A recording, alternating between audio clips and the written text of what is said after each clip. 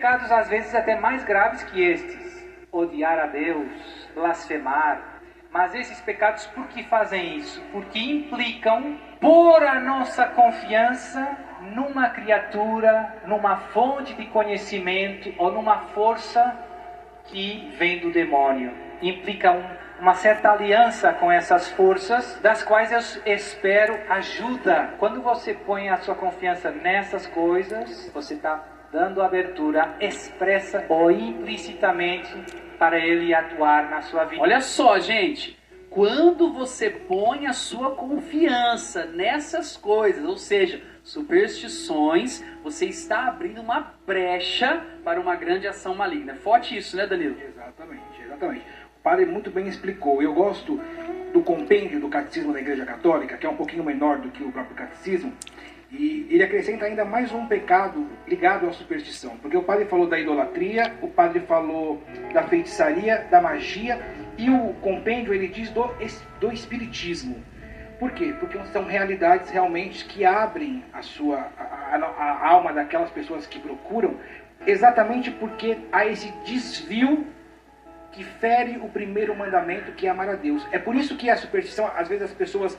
E claro, existem modos de superstição, de ser supersticioso, desde aquilo que aparentemente não tem gravidade nenhuma e que às vezes nem traz gravidades espirituais realmente para isso que eu ia te dizer, porque às vezes parece coisa simples, tradição de família, exato, coisas básicas do dia a dia, né? Exato. Mas a gente precisa entender a raiz da superstição, né? Então, ela é um pecado. Por que ela é um pecado? Porque ela desvirtua e fere o primeiro mandamento, que é honrar a Deus e dar o culto devido a Deus. Então, ele é um extraviar do primeiro mandamento. E quando você extravia deste culto a Deus, você começa a colocar na materialidade, nas coisas materiais, ou em outras pessoas, ou em realidades, uma força mágica na qual ela não tem. E aí decorrem diversos outros tipos de transtornos, porque você pode... Eu lembro quando eu era criança, meus familiares tinham muito também dessa questão de superstição, né? Então, nascia uma verruga na mão, qual era o ato supersticioso? Pega um pedaço de carne crua, passa na verruga, joga em cima do telhado. Quer dizer, a partir daí, teoricamente, não se abriu algo para uma realidade espiritual diabólica, mas existem tantas outras fontes e tantas outras realidades voltadas à magia, à feitiçaria, à adivinhação e ao espiritismo, que aí você pode se colocar de fato, como o padre Duarte falou, numa ação, abertura para uma ação extraordinária do demônio. No fundo, o que ele está falando é, uma pessoa pode chegar a ser possessa do demônio por conta de atos supersticiosos. Forte. Danilo, falando nisso, né, o Rodrigo trouxe a realidade, os familiares, de casa, costumes mesmo que nós trazemos de nossas famílias, mas também é inegável que hoje, no mundo atual, existe um movimento do maligno de forma bem subjetiva. Por exemplo, os livros, séries, coisas que já estão no nosso meio, isso a gente percebe que tem um viés ali que leva para um outro lugar não tão inocente. Isso é fato que o mundo hoje também faz um caminho ali, principalmente com os jovens e adolescentes, de chegar a um ponto deles consumirem esses conteúdos sem perceberem?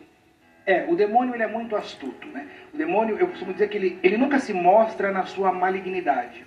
Porque se ele se mostrar em quão perverso ele é, as pessoas logo vão se afastar daquilo, né? Ninguém vai querer o mal pelo mal. Óbvio que tem pessoas que querem o mal pelo mal. Mas a maioria dos jovens, quando eles buscam uma realidade nesse sentido, é porque eles querem tirar um bem de alguma situação ou de alguma realidade. Então, o demônio precisa, de maneira muito astuta, envolver esses jovens em aquilo que é aparências de coisas boas, ou então na mistura de verdades e mentiras, para que eles entrem nessas realidades, sejam em livros, sejam em jogos, sejam em músicas, seja na questão cultural, nessas pequenas coisas. E é onde o demônio vai criando um tipo de ciclo vicioso.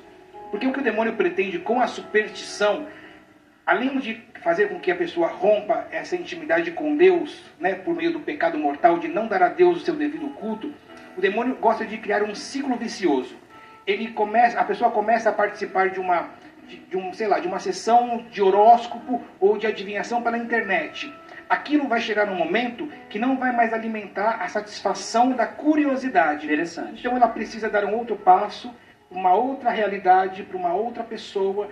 A minha família, Eu quase não conto, né, esse testemunho, mas a minha família, principalmente meu pai, se envolveu com outras seitas, seitas de matriz africana. Por 20 anos ele esteve envolvido de maneira muito aprofundada, né?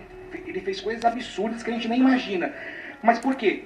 Por conta de uma queda de cavalo que ele teve no seu primeiro casamento, de uma dor nas costas que deu nele. Ele buscou um lugar, essa pessoa o benzeu, e a partir desse primeiro benzimento a pessoa falou que precisava voltar para cessar as dores, e nesse voltar, falou, meu pai tinha um poder mediúnico e precisava desenvolver, e ele foi entrando ao ponto de, no auge dessas seitas, dessas realidades, ele está violando túmulos dentro de cemitério. Meu Deus. Então, quer dizer, é um ato, começa nesses atos pequenos, mas a intenção do demônio é envolver você num ciclo vicioso até te prender e matar você, e matar o seu relacionamento com Deus. Até